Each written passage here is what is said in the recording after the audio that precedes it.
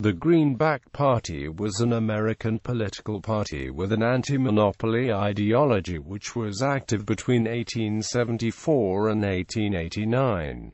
The party fielded presidential tickets 3 times in the elections of 1876, 1880, and 1884, before fading away. The party's name referred to the non-gold-backed paper money, commonly known as greenbacks, issued by the North during the American Civil War and shortly afterward. The party opposed the deflationary lowering of prices paid to producers entailed by a return to a bullion-based monetary system. The policy favored by the dominant Republican Party, continued use of unbacked currency, it was believed, would better foster business and assist farmers by raising prices and making debts easier to pay. Initially an agrarian organization associated with the policies of the Grange. From 1878 the organization took the name Greenback Labor Party and attempted to forge a farmer-labor alliance, adding industrial reforms to its agenda, such as support of the 8-hour day and opposition to the use of state or private force to suppress union strikes. The organization faded into oblivion in the second half of the 1880s, with its basic program reborn shortly under the aegis of the People's Party, commonly known as the Populists. Organizational history. Background: the American Civil War of 1861 to 1865 greatly affected the financial system of the United States of America, creating vast new war-related expenditures while disrupting the flow of tax revenue from the southern United States. Organized as the Confederate States of America, the act of Southern secession prompted a brief and severe business panic in the North and a crisis of public confidence in the federal government. The government's initial illusions of a quick military victory proved ephemeral, and in the wake of Southern victories the federal government found it increasingly difficult to sell the government bonds necessarily to finance the war effort. To 1861, bond sales of $50 million each conducted through private banks went without a hitch, but bankers found the market for the 7.3% securities soft for a third bond issue. A general fear arose that the country's gold supply was inadequate and that the nation would soon leave the gold standard. In December, runs on deposits began in New York City, forcing banks to disburse a substantial part of their hard metal reserves. On December 30, 1861, New York banks suspended the redemption of the banknotes with gold. This spontaneous action was followed shortly by banks in other states suspending payment on their own banknotes and the U.S. Treasury itself suspending redemption of its own Treasury notes. The gold standard was thus effectively suspended. United States Secretary of the Treasury Salmon P. Chase had already anticipated the coming financial crisis, proposing to Congress the establishment of a system of national banks, each empowered to issue banknotes backed not with gold but with federal bonds. This December 1861 proposal was initially ignored by Congress, which in February 1862 decided instead to pass the first Legal Tender Act, authorizing the production of not more than $150 million of these legal tender United States notes. 2 additional issues were deemed necessary, approved in June 1862 and January 1863, so that by the end of the war some $450 million of this non-gold-backed currency was in circulation. The new United States notes were popularly known as greenbacks, due to the vibrant green ink used on the reverse side of the bill. A dual currency system emerged in which this fiat money circulated side by side with ostensibly gold-backed currency and gold coin, with the value of the former bearing a discount in trade. The greatest differential in value of these currencies came in 1864, when the value of a gold dollar equaled $1.85 in greenback currency. Congress finally enacted Treasury Secretary Chase's National Bank Plan in January 1863, creating yet another form of currency, also backed by government bonds rather than gold and redeemable in United States notes. This non-gold-based currency became the functional equivalent of greenbacks in circulation, further expanding the money supply, with the production of consumer goods impacted by the conversion of factories to wartime production and the expansion of the money supply. The United States of America experienced a period of protracted inflation during the Civil War. Between the years 1860 and 1865, the cost of living nearly doubled. As is the case in all inflationary periods, there were winners and losers created by the significant fall in currency value, with banks and creditors receiving less real value from the loans repaid by debtors. Pressure began to build in the financial industry for a rectification of the weak currency situation. A change of heads at the Treasury Department in March 1865 proved the occasion for a change of course in American monetary policy. New Secretary of the Treasury Hugh McCulloch not only declared himself sympathetic to the banking industry's desire for restoration of a gold-based currency, but he declared the resumption of gold payments to be his primary aim. In December 1865, McCulloch formally sought approval from Congress to retire the greenback currency from circulation, a necessary first step towards restoration of the gold standard. In response, Congress passed the Contraction Act, calling for the withdrawal of $10 million in United States notes within the first 6 months and an addition $4 million per month thereafter. Substantial contraction of the physical money supply followed. About $44 million in greenback currency was successfully withdrawn from circulation before a recession in 1867 helped fuel opposition in Congress to the deflationary redemption program. In February 1868, Congress terminated the Redemption Act and a state of what is today known as gridlock emerged, during which Congress refused to either formally leave the gold standard to redeem its non-gold currency in circulation. Secretary of the Treasury of the Grant Administration George S. Boutwell formally abandoned the contraction policy and embraced the ongoing state of political inertia. Currency policy emerged as a hot topic in national politics,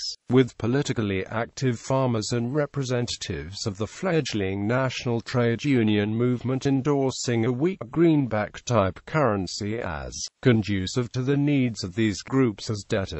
A looser currency supply was seen as a way of breaking the perceived stranglehold on the national economy held by banks and wealthy industrialists. Chief among these supporters of so-called greenbackism was the National Labor Union, established in 1866.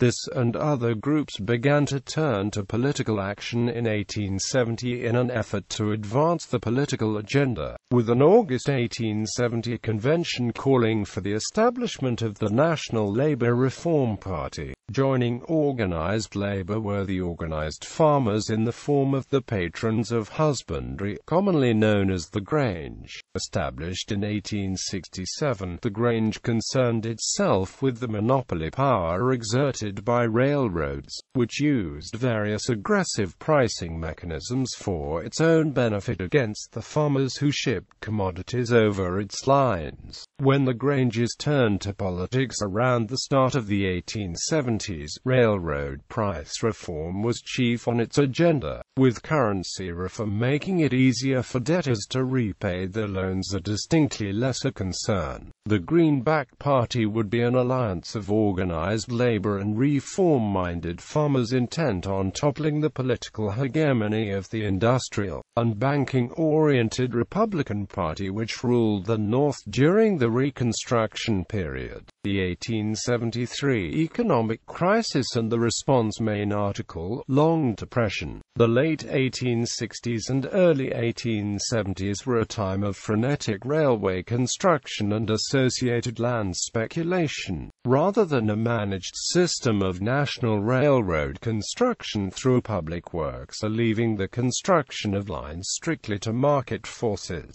Congress attempted to spur the growth of the industry through the grant of enormous tracts of public lands to privately owned railway companies. In May 1869, the first transcontinental railroad across the North American continent was completed, bringing many localities to within reach of a national market for the first time. A frenzy to complete additional railway lines to open up new frontier areas for development followed, a situation in which the United States government and the great railroad companies of the day maintained a common interest. In an effort to speed such development, Congress granted cash loans and some 129 million acres of publicly owned land to subsidize construction. A great part of this massive stockpile of land needed to be converted into cash by the railways to finance the building activities.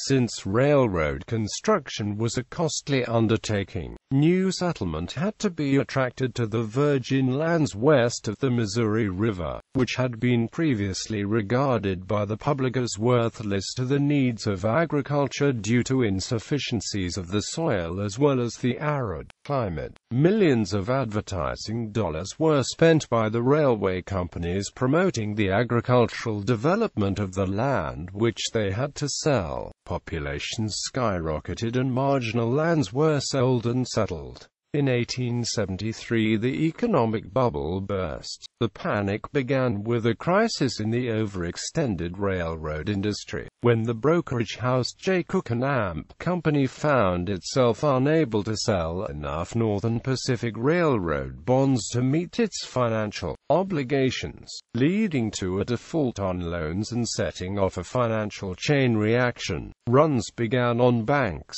causing a series of bank failures, and manufacturers shuttered the production, laying off workers. Dozens of marginal railroads went bankrupt while unemployment skyrocketed. A lengthy depression ensued, continuing through 1878. Pressure was placed on Congress to alleviate the business crisis through reinflation of the currency, pitting railroad promoters and the iron industry against Eastern bankers and the merchant elite, who favored a stable, gold-based currency, although those favoring currency expansion won the day in Congress, which passed an inflation bill calling for a $46 million boost in output of national bank notes that would raise the ceiling on unbacked currency, back to $400 million. The legislation was vetoed by President Grant on April 22, 1874. The next Congress moved in the other direction, with the Republican leadership making use of steamroller tactics in order to finally resolve the dual currency situation through passage of the Specie Resumption Act of 1875.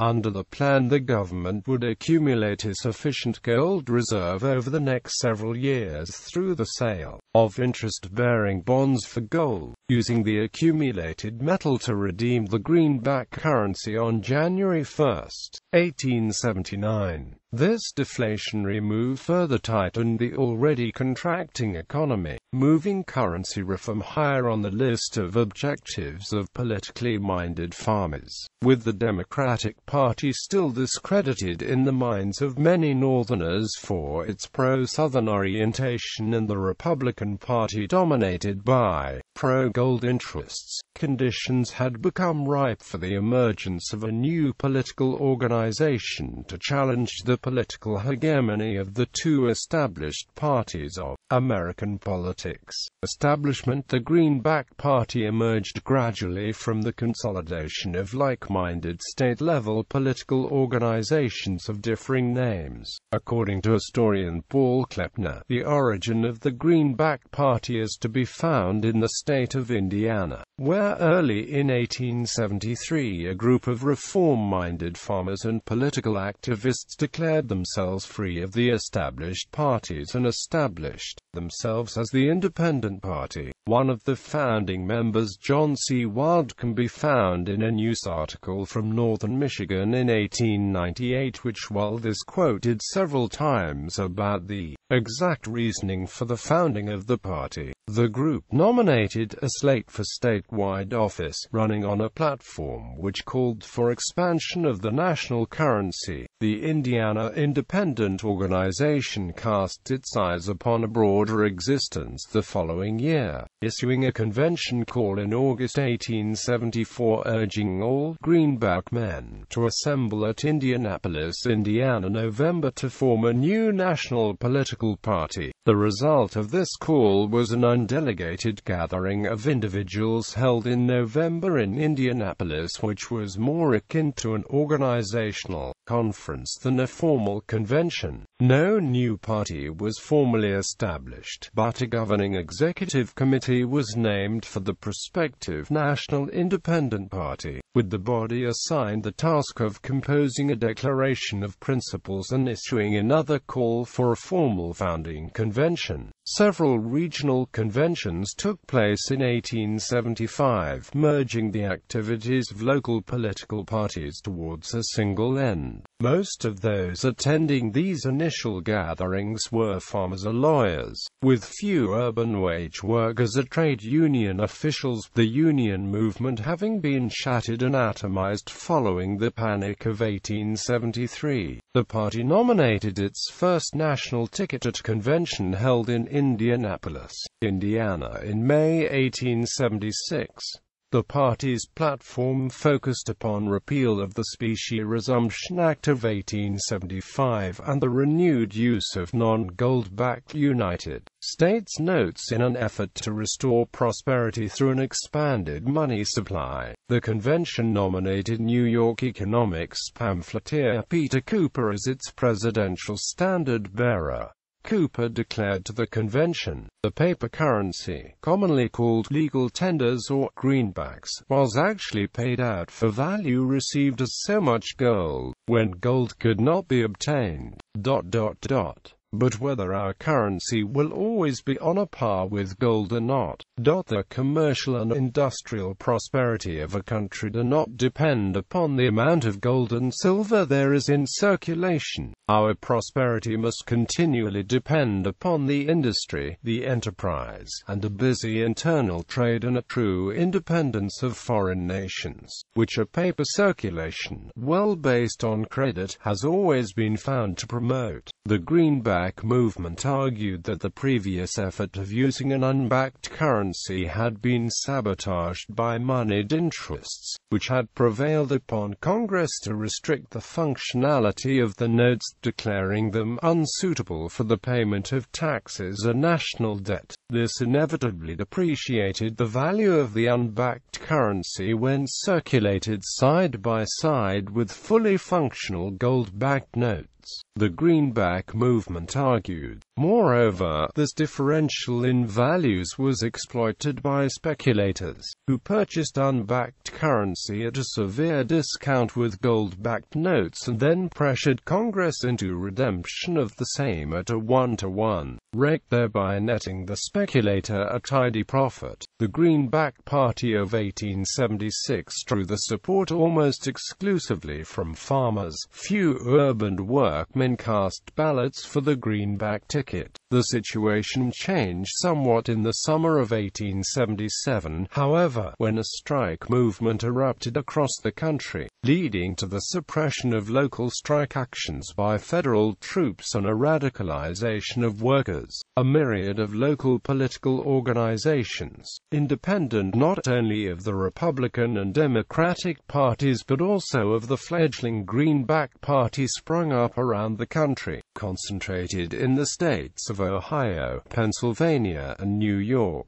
Development in the late 1870s. The party controlled local government in a number of industrial and mining communities and contributed to the election of 21 members in the United States Congress independent of the two major parties. The movement found particular success at the 1874 elections in Wisconsin, California, Iowa, and Kansas. This led the Chicago Weekly Tribune to state that the movement offered an opportunity to accomplish something for the country at large, not for the farmers merely, but for all who live by their industry, as distinguished from those who live by politics, speculations, and class legislation. Quote, frustrated by their inability to get Democrats or Republicans to adopt inflationary monetary policy, Southern and Western leaders of monetary reform met in Indianapolis and proposed the creation of a new political party for currency reform. They would meet again in Cleveland to formally launch the Greenback Party in 1875.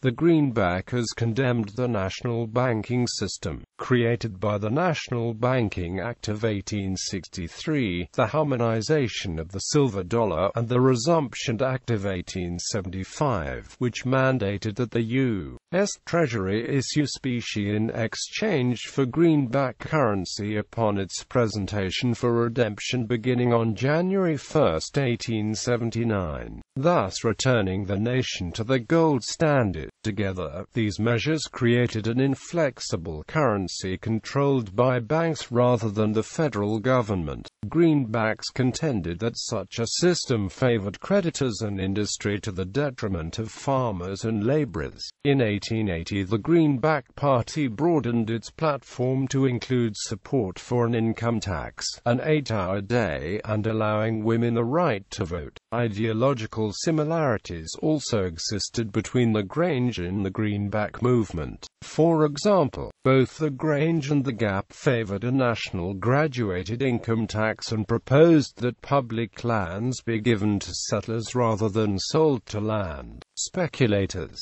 The town of Greenback, Tennessee was named after the Greenback Party about 1882. Among its national spokesmen, although not the best known, was Thomas Ewing, Jr., a noted Free State advocate in Kansas before the Civil War, a controversial Major General of Union forces during the war, and a Republican-turned-Democrat after the Grant administration. His national debates on greenback monetary policy led the party's growth and influence as spokesman against the post-war redevelopment of monopolistic gold-based capitalism. Ewing's advice to Andrew Johnson had helped point the administration towards an anti-gold standard Treasury Department. Ewing served in Congress from 1877 to 1881 during the Hayes administration as a leading spokesman for those national politicians who wanted the nation's money supply used to expand commerce and fund westward expansion of the nation, not repay in gold the interest on Civil War bonds Eastern bankers had bought to fund much of the Civil War effort, but whose antebellum lending practices to the South had helped slavery flourish. His 1875 national debates with hard-money New York Governor Stewart L. Woodford set the stage for a rapid but brief rise in party national influence. Decline and dissolution. The Greenback Party was in decline throughout the entire Grover-Cleveland administration. In the election of 1884, the party failed to win any House seats outright. Although they did win one seat in conjunction with Plain States Democrats James B. Weaver, as well as a handful of other seats by endorsing the Democratic nominee. In the election of 1886, only 24 Greenback candidates ran for the House, apart from another 6 who ran on fusion tickets. Again, Weaver was the party's only victory. Much of the Greenback news in early 1888 took place in Michigan, where the party remained active. In early 1888, it was not clear if the Greenback Party would hold another national convention. The fourth Greenback Party National Convention assembled in Cincinnati, Ohio, on May 16, 1888. There were so few delegates who attended that no actions were taken.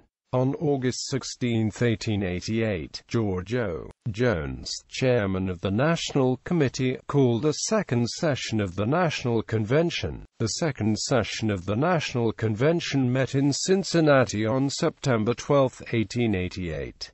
Only 7 delegates attended. Chairman Jones issued an address criticizing the two major parties, and the delegates made no nominations. With the failure of the convention, the Greenback Party ceased to exist. Legacy: many Greenback activists, including 1880 presidential nominee James B.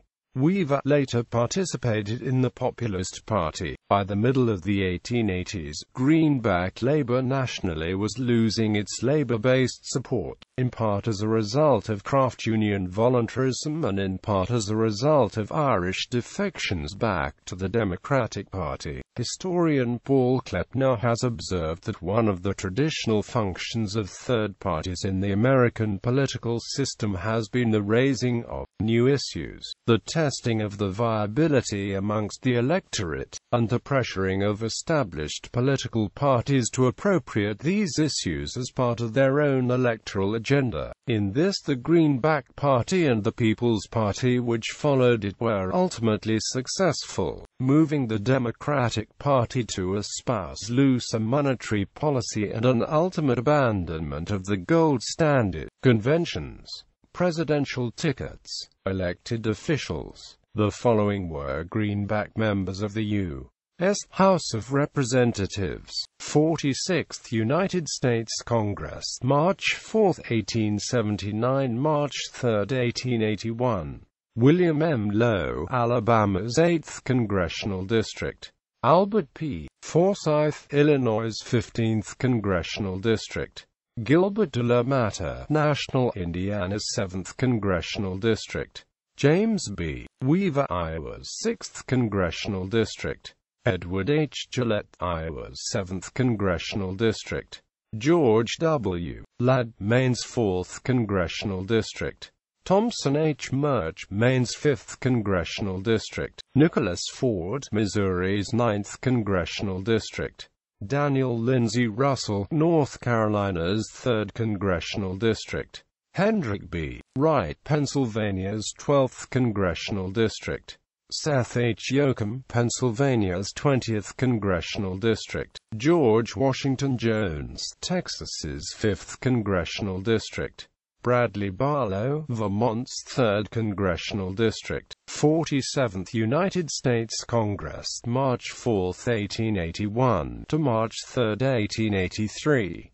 William M. Lowe, Alabama's 8th Congressional District, seated June 3, 1882, subsequently died August 12, 1882. George W. Ladd, Maine's 4th Congressional District. Thompson H. Murch, Maine's 5th Congressional District. Ira S. Hazeltine, Missouri's 6th Congressional District. Theron M. Rice, Missouri's 7th Congressional District. Nicholas Ford, Missouri's 9th Congressional District. Joseph H. Burroughs, Missouri's 10th Congressional District. Charles N. Brum, Pennsylvania's 13th Congressional District. James Mosgrove, Pennsylvania's 25th Congressional District. George Washington Jones, Texas' 5th Congressional District. 48th United States Congress, March 4, 1883 to March 3, 1885. Benjamin F. Shively, anti-monopolist, Indiana's 13th Congressional District. Luman Hamlin Weller, Iowa's 4th Congressional District. Charles N. Brum, Pennsylvania's 13th Congressional District. 49th United States Congress, March 4, 1885 to March 3, 1887. James Weaver, Iowa's 6th Congressional District. 50th United States Congress, March 4, 1887 to March 3, 1889. James Weaver, Iowa's 6th Congressional District.